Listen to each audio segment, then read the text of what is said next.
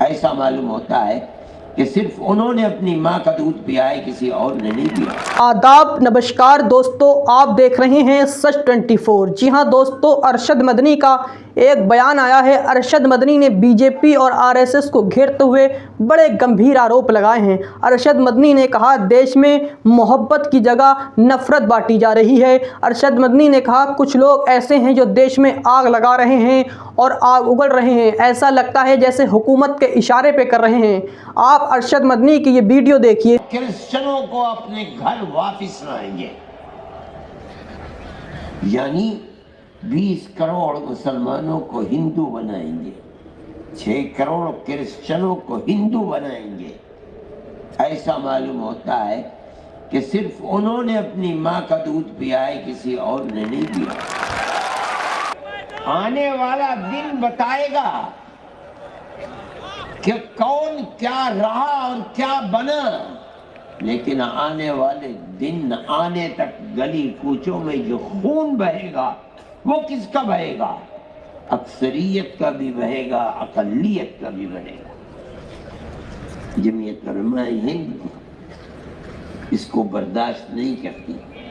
ہم کہتے ہیں ہر ایسی آواز جو ملک کو تباہی، بربادی، بدامنی، دشمنی کی طرف لے کر چلتی ہے، وہ آواز ملک کے غدار کی آواز ہے، ملک کے وفادار کی آواز ہے۔ جمعیت علماء ہند کو یہ کہنے کا حق حاصل ہے۔ ہمارے بزرگوں نے 100 سال کے اندر فرقہ پرستی کے خلاف اپنی جانوں کو قربان کیا ہے۔ ان کے گلوں کے اندر جوتے کے ہار ڈالے گئے ہیں، ان کی پگڑیوں کو پیروں سے روندا گیا ہے، لیکن وہ جس نظریے کو لے کر کھڑے ہوئے تھے وہ ہمالیہ پہاڑ سے زیادہ طاقتور نظریہ تھا۔ 1 انچ کبھی پیچھے نہیں ہوئے۔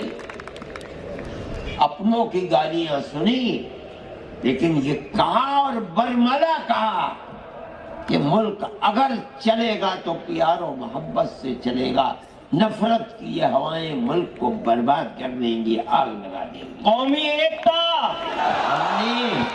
ہم نے یہ بات ملک کی آزادی سے پہلے کہی تھی۔ ہمیں یہ حق حاصل ہے کہ ہم آج بھی وہی بات کہتے ہیں، اس سے کوئی سروکار نہیں کہ اس وقت نفرت کا پرچم کس کے ہاتھ میں تھا اور آج نفرت کے جھنڈے کو کون اٹھائے ہوئے ہیں۔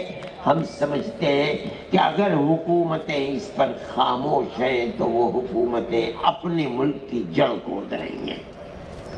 ہمارا یہ فرض ہے کہ ہم لوگوں کو آگاہ کریں۔ ملک کے اندر پیار و محبت کی جگہ دشمنی، قتل و غارت گری، لوٹ مار سر چڑھ کر کے بول رہی ہے، اور حکومت اپنی جگہ کے اوپر خاموش ہے۔ ایسا معلوم ہوتا ہے کہ جو لوگ آگ لگا رہے ہیں اور آگ اگل رہے ہیں، حکومت کے چشم و ابرو کے اشارے پر ہو رہا ہے۔ کوئی آدمی کہتا ہے کہ ہم نے گاندھی جی کو مارا ہے، ہم ہندو مہاسبھا کے لوگ ہیں اور ہم اسی طرح ماریں گے۔ ویڈیو کے اوپر ایک بے قصور آدمی کو، ملازم کو، مزدور کو بلایا جاتا ہے، قتل کر دیا جاتا ہے۔